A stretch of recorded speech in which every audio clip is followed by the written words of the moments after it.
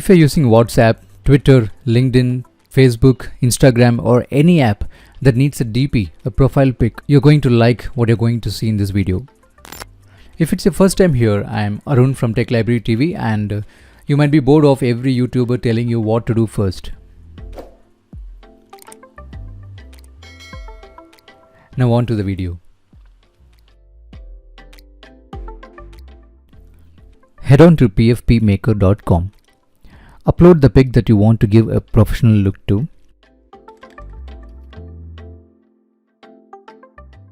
It takes a few seconds to process, and then here's where the magic happens.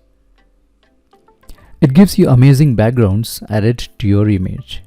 You can choose from any of these patterns. Or if you want to edit the given colors, click on this droplet icon and choose any custom colors from here, or even abstract patterns. You can also enter any brand custom color codes using the RGB tab here. Want to add some shadows? Sure, do that from here.